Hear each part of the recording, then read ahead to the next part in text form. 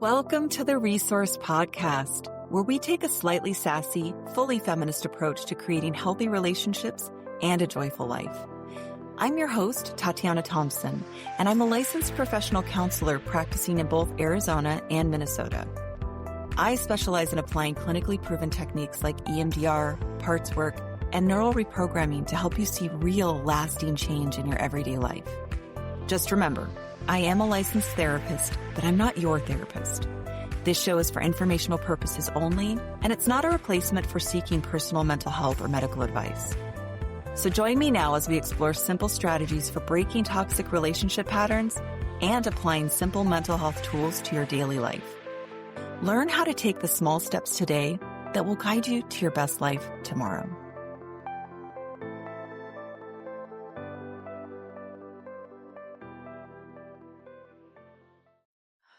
Hello and welcome to the Resource Podcast, the show that teaches you to question everything you thought you knew about relationships and mental health so you can learn how to break your patterns and create a truly extraordinary life.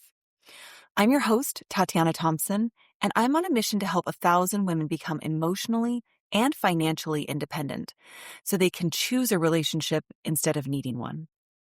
In today's episode, we're going to be talking about codependency and what it really is, and how that compares with things like independence and interdependency and even hyper-independence. So codependency, right? That's a word that gets thrown all around a lot nowadays, but what does it actually mean and how can you catch yourself when you're falling into it? I promise you, we all have struggled with it. And it's probably something that drew you to this show is you probably are a bit of an overfunctioner in your own life, which is a telltale sign of codependent habits. So in the last few episodes, we've been talking about what it takes to make a healthy relationship versus an unhealthy one. And then when it comes to the mediocre to unhealthy types of relationships, I always invite people to stop settling. I mean, that's really the slogan of this whole show. Stop settling. When we stay in relationships that are draining us, we are settling. Same goes for jobs, friendships, even family ties, to be honest. And we simply cannot martyr ourselves enough and think it will deliver us joy and a quality life. Because if we're only looking out for others, then no one is looking out for us. Therefore, we never get our needs met. But see, that's the hallmark of a codependent relationship. That's the primary cycle I find most of us need to break. So let's do a quick breakdown of the 3 different relational lanes: codependence, independence, and interdependence. In a nutshell, codependence is a situation where we're trying to fix or please another person in the hopes that that person will turn around and meet our needs, or at minimum keep you around. So again, we are working through another person to get our needs met. This is so common, and most of us have participated, including myself, and I still have to catch myself. And the interesting thing is that we're usually trying to get something from the other person that we can or should provide for ourselves, like stability or emotional regulation. So I'm going to use an example throughout this episode. Let's imagine a woman and she's married to a man with alcohol dependence. So she takes care of everything at home. She makes sure all of his domestic needs are met. She tries to help him stop drinking on a regular basis. She tries to make sure he can keep a stable job. She's trying to keep him happy, and she may even push him to go to therapy to get better. But why is she doing all of this?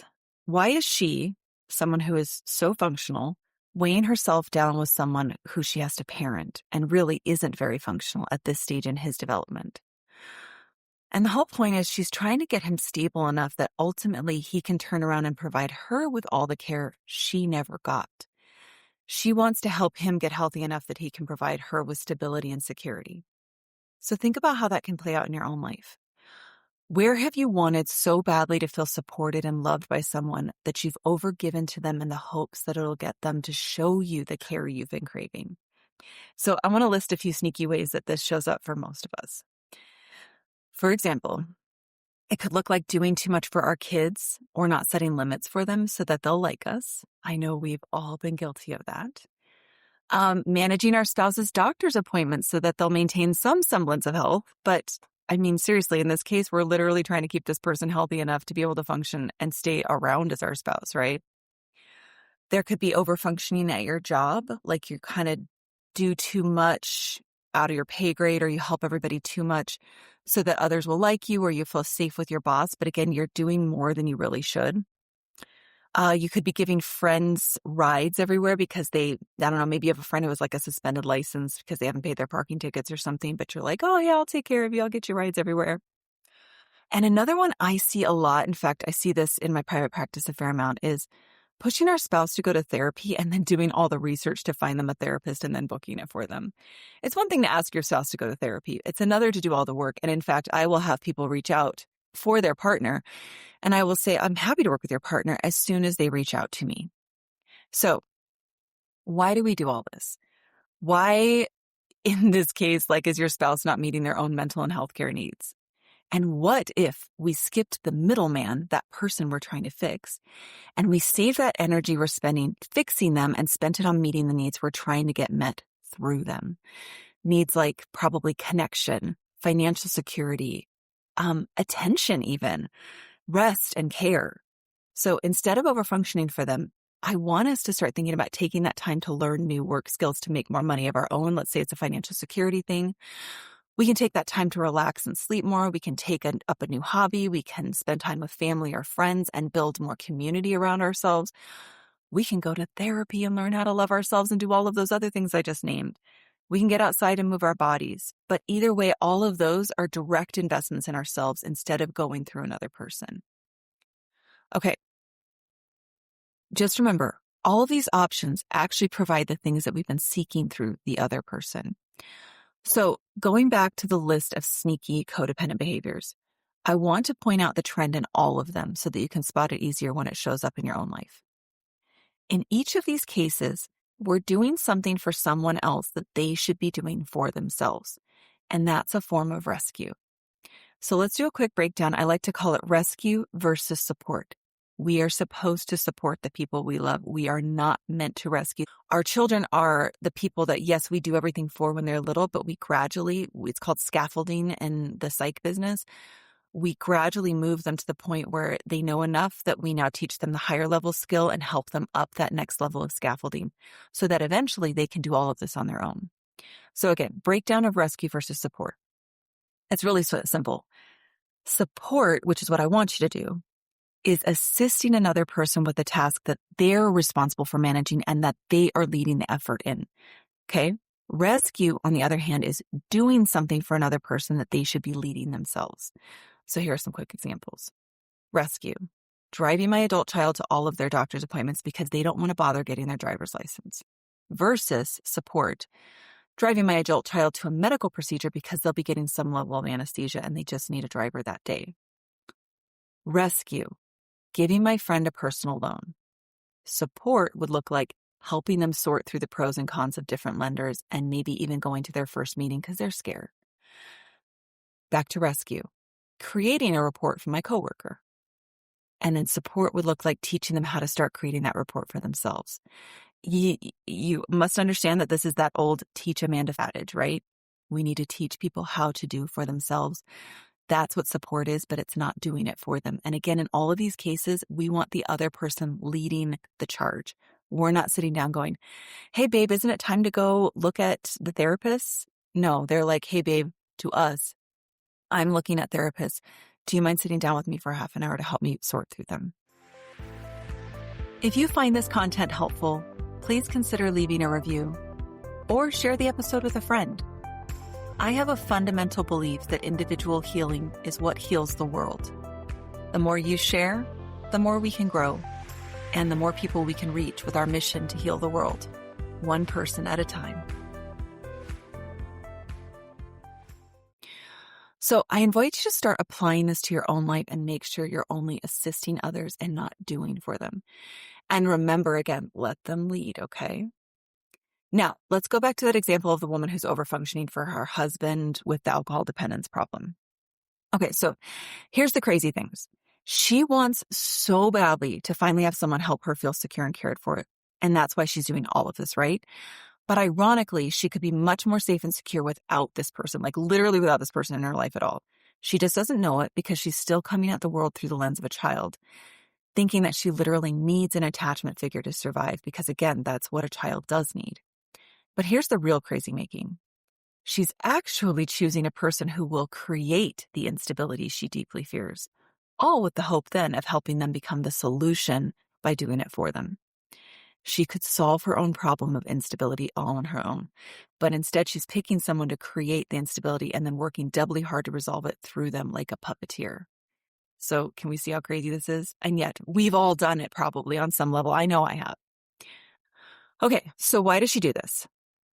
Because to be clear, I am not mocking anybody in this situation. There are lots of valid reasons that many of us engage in these impossible dynamics. Here's the core thing to know.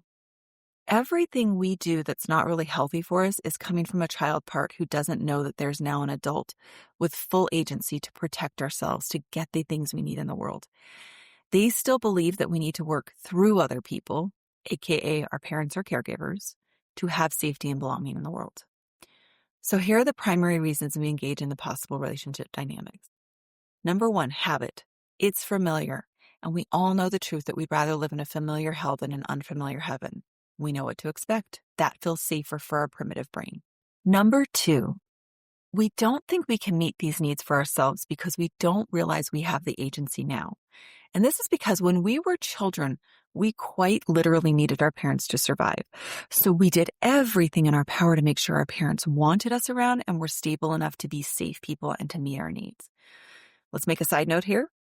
This doesn't mean our parents were bad people or did a bad job. Some did, of course, but not all. But it could have just been that they were a bad fit for our temperament, or maybe they had some unhealthy patterns that they carried from their childhood, but it doesn't mean it was all bad either. All right, reason number three that we do this. We want to finally get the resolution we didn't get with our parent through this person who treats us similarly. They've become a stand-in for our parent or a proxy for our parent. This is what we call a corrective experience. So let's define what that is.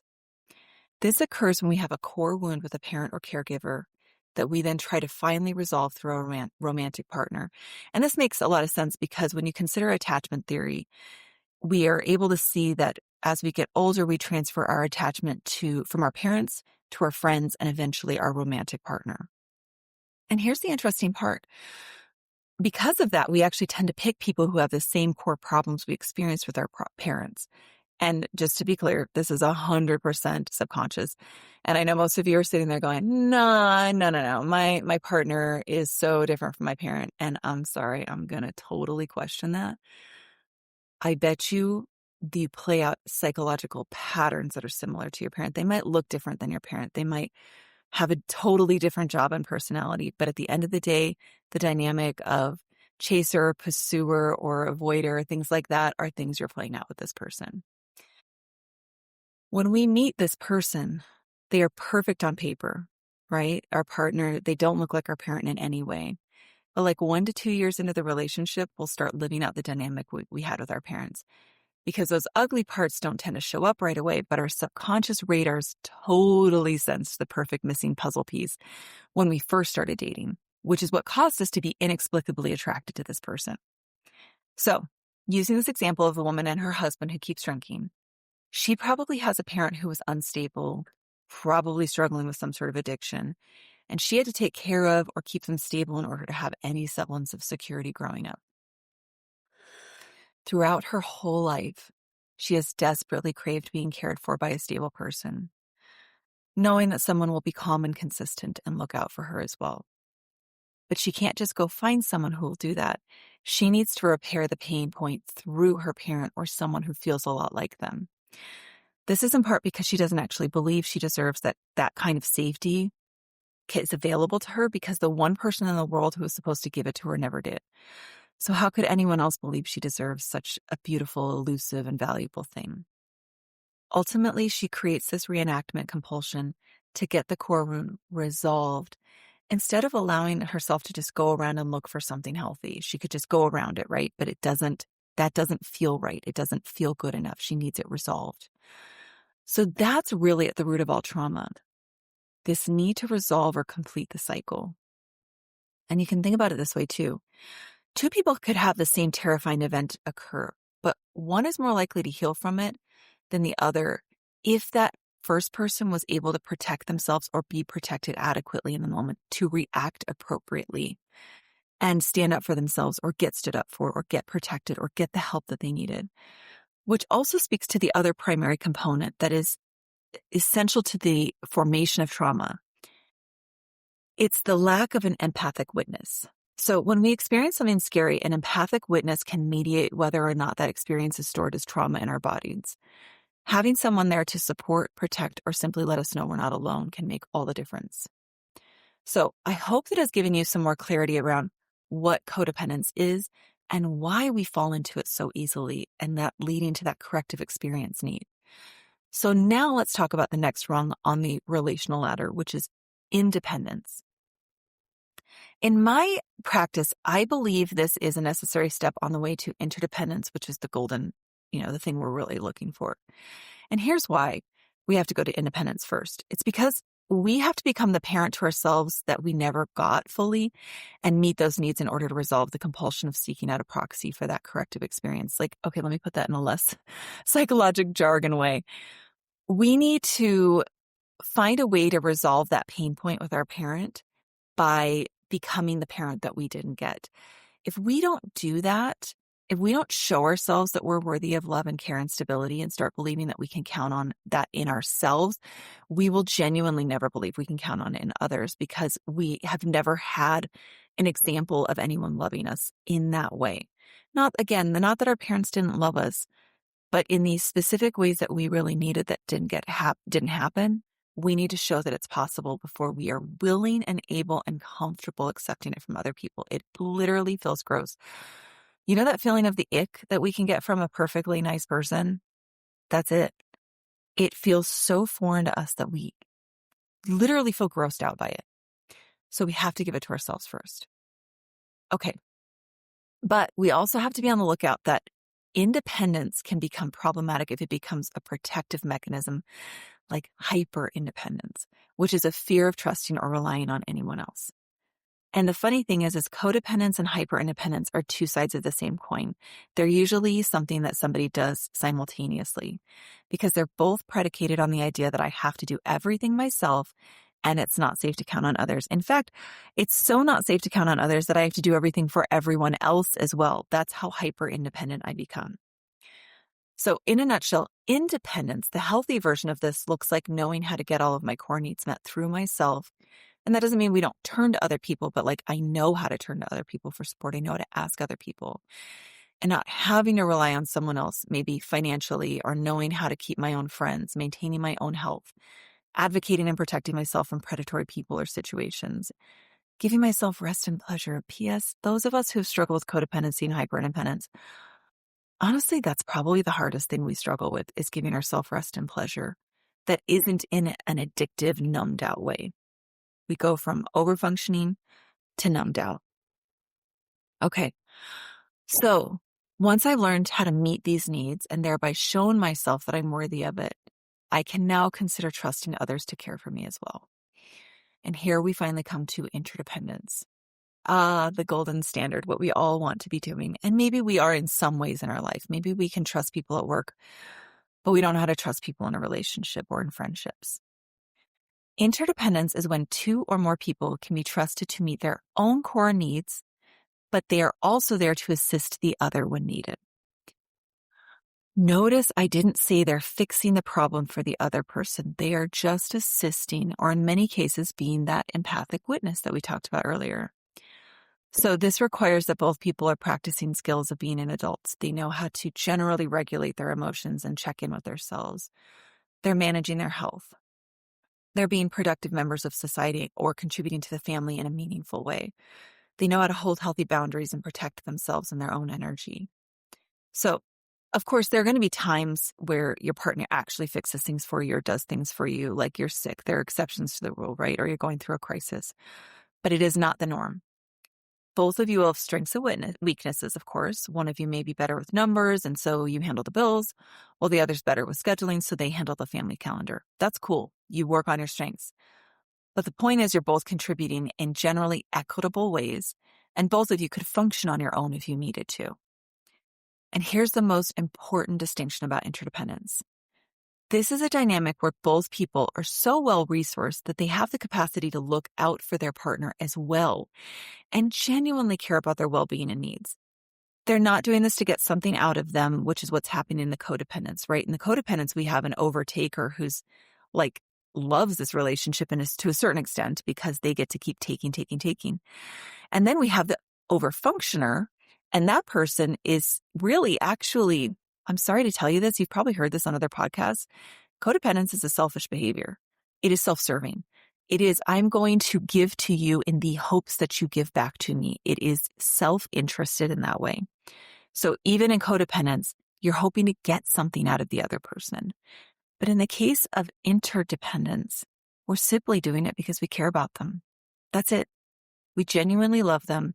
We see them as a whole healthy person. We respect them and we want them to have a good life and we want to be a part of that good life. All right. So that also shows us that one of the primary differences between codependence and interdependence is that there's trust and accountability from both people. In codependence, at least one person is not to be trusted to consider the other person consistently or to be managing their own basic needs, so they drain the overfunctioner. In interdependence, both people can be trusted to care about the other and to meet their own basic needs, thereby not draining the other. In both cases, our hope is to be able to lean on each other, but codependence is imbalanced and interdependence is equitable. Okay, I know that was a lot. I hope it made sense, the whole difference between codependence, independence, hyper-independence, and interdependence. Now that we know the difference, I always want you to have a takeaway here of how to practice these things. Here are some simple ways to move out of codependence and up the rungs to interdependence. First one, catch yourself when you feel the urge to do something for someone that they should be doing for themselves. And is this a one-off or a pattern? Do you have a habit of saving this person, or are they really, truly in a unique crisis? That's okay. Help them if they're in a unique crisis, but also help scaffold them up to the ability to support themselves as well.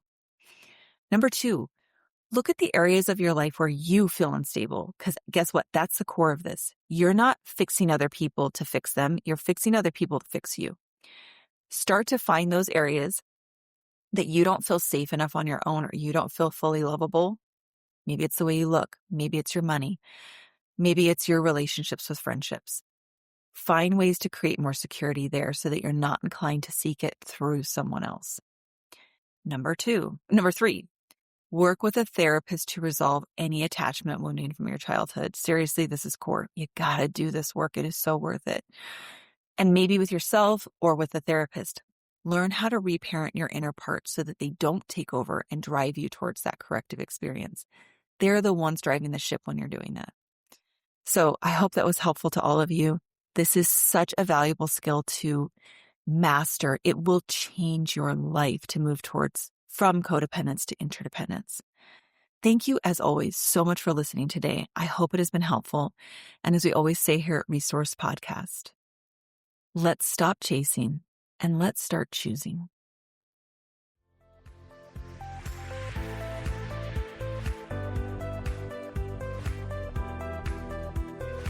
Thank you so much for joining me today on the Resourced Podcast. My hope is that you learned at least one practical tool you can apply to your life today to move in the direction of your dreams. If you found this content helpful, be sure to hit the subscribe button, leave a review, and consider subscribing to my email list, which is linked in the show notes. And remember, the journey of 1,000 miles begins with a single step. What step will you take today?